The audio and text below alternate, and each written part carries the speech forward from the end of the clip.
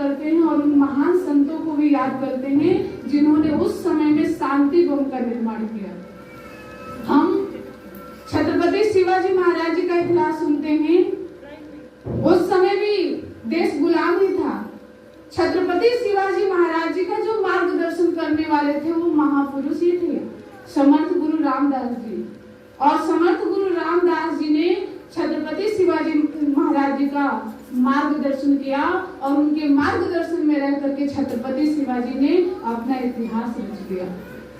और शिवाजी महाराज जी के जीवन से हम प्रेरणा प्राप्त करते हैं। देखिए, जब शिवाजी महाराज युद्ध में हार गए, पराजित हो गए, तो अपना राज्य छोड़ करके जंगलों में छुपने लग गए, भेष बदल करके रहने लग गए, लेकिन सत्संग कभी नहीं छोड़ा।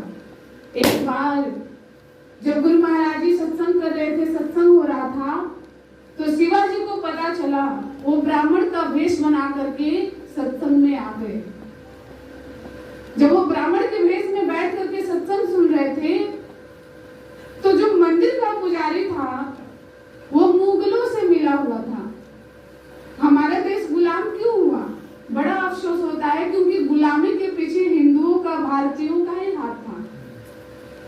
लालच में आकर के हमारे देश को बेच दिया गया। राजाओं ने बेचा, नेताओं ने बेचा। जिसके हृदय में लालच आया पैसे का, जिसके हृदय में भय आ गया, उनके कारण ही हमारा देश गुलाम हुआ। तो शिवाजी महाराज जब सत्संग सुन रहे थे, तो जो मंदिर का पुजारी था वो लालची था, वो मुगलों से मिला हुआ था। उसने पहचान लिया और सोचा कि अगर मैं शिवाजी को पकड़ा दूंगा तो मुझे बहुत सारा इनाम मिलेगा, मुगल मुझसे खुश हो जाएंगे। तो वो जा करके सूचना देता है मुगल के खेमे में जा करके कि देखो, मंदिर के अंदर सत्संग हो रहा है और शिवाजी ब्राह्मण के वेश में बैठेंगे। जैसे ही सूचना मिली, मुगल के सिपाही आ गए और पुजारी मंदिर में ही बैठा था। मुगल के सिपाही जो थे वो पहचान नहीं पाए, वो जाकर के उसी ब्राह्मण को पकड़ लिए, उसी पुजारी को पकड़ लिए और उसी को पकड़ के ले जाकर के मुगलों को पेश कर दिया। शिवाजी महाराज जी ने जैसे ये माहौल देखा, वो समझ गए कि सिपाही मेरा ही पीछा कर रहे हैं। वहां से जान बचा करके शिवाजी महाराज निकल गए और निकल करके गुरु महाराज जी को धन्यवाद करते हैं और कहते हैं कि हे गुरु महाराज जी, मैंने सुना था कि सत्संग ही सब दुख को टारे। आज मेरे जीवन में चरितार्थ हो गया। अगर आज मैं सत्संग में नहीं होता तो शायद निश्चित रूप से मैं पकड़ा जाता, पर सत्संग में आने से आज मैं मुगलों के चंगुल से बच गया।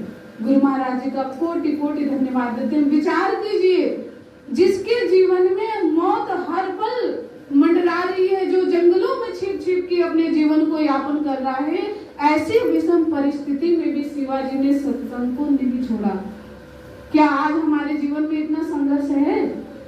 किसी के जीवन में भी नहीं है, पर फिर भी सत्संग से प्रेम नहीं। हम देखते हैं संडे में यहाँ गिने चुने 10-15 लोग आते हैं, ज्यादा से ज्यादा 30। तो इसका मतलब छत्रपति शिवाजी महाराज से भी आपका जीवन संघर्षरत है, यही मानना चाहिए? नहीं है। पर आज हम सत्संग के महत्व को नहीं समझते। शिवाजी महाराज गुरु के महत्व को समझते थे। एक बार जब समर्थ गुरु रामदास जी छत्रपति शिवाजी महाराज जी को अपने साथ लेकर के जा रहे थे, तो रास्ते में नदी पड़ी।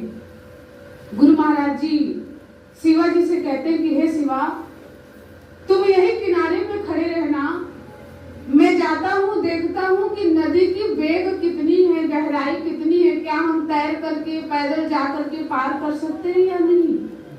नदी की वेग जो थी, धारा जो थी, बड़ी तेज थी।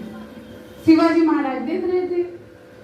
शिवाजी कहते हैं कि गुरुदेव, कृपा करके आप यहीं रुक जाइए, मैं जाता हूँ, मैं देख करके आऊंगा कि नदी की जो धारा है, जो वेग है, वो कितनी तेज है। गुरु महाराज जी कहते हैं कि शिवा, तुम्हें इस देश की जरूरत है, तुम्हारी जरूरत इस देश को है। अगर तुम्हें कुछ हो गया तो बड़ी दिक्कत हो जाएगी, इसलिए मुझे जाने दो।